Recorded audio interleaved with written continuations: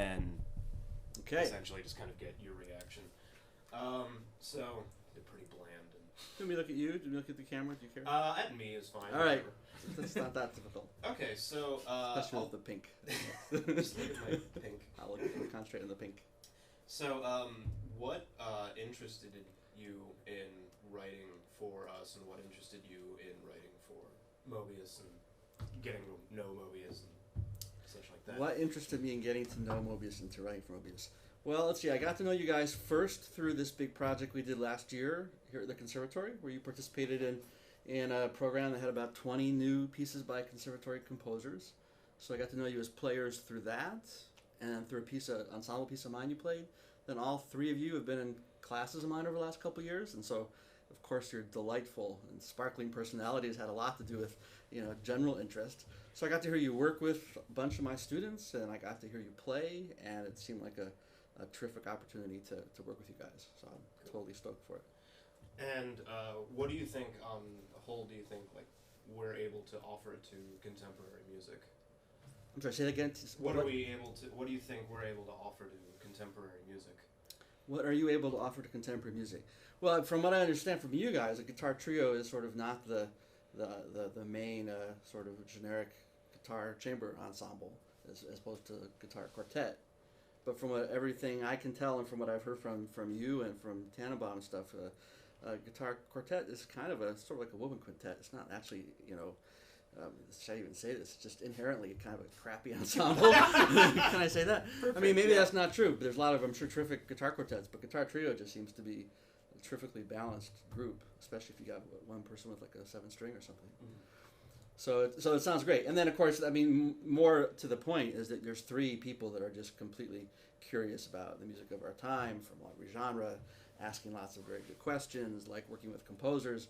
And I think that would be the case whether you were a tuba trio or a guitar trio. So there's really a whole of new music advocate performers that need to be out there, sort of playing, commissioning, talking to, putting up with younger or older composers. So how do you think?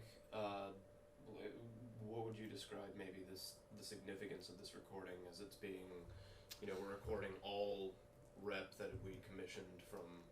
Well, the biggest significance is I think that almost every single composer on your CD is a student or former student of mine. Except for Garrett, maybe. No, I mean, seriously, I mean, I've worked with just about every composer that's on your CD, and all I can say is that, they're all absolutely terrific composers. They're really different. They're all great pieces, the ones I know. And it's sort of representative of a particular zeitgeist going around right now, I think, as well as something in the Bay Area. There's lots of articles, just coming out last week or two about sort of this type of activity, just composers and performers sort of making things happen themselves, finding their own sort of grassroots, bottom-up way of doing things and getting things out there. And this is just sort of a really good example of that with some terrific composers. Cool. And why should people give us money? Well, since once you're talking sort of a grassroots, bottom-up kind of approach to music, there's suddenly, and you're brand new, it's just very difficult to get funding for something like this. A recording project is expensive. So with all the social networking and all the other just avenues of support, the more that you can just get little clumps of money from anyone that's interested, then fantastic. I mean, these days, you're probably not even eligible to some grants because you've only been around for a couple of years, and others take a long time to get.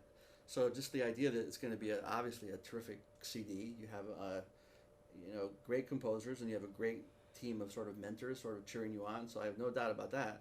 So it's just a matter of everybody sort of taking a little bit of ownership in the product and the process and contributing to it, and that'll be terrific. It'll be a great model for your colleagues to. You'll be modeling a great approach to making new music happen, as well as putting something out there before CDs completely disappear off the face of the earth, which will be soon. So, Hey, donate now. Right.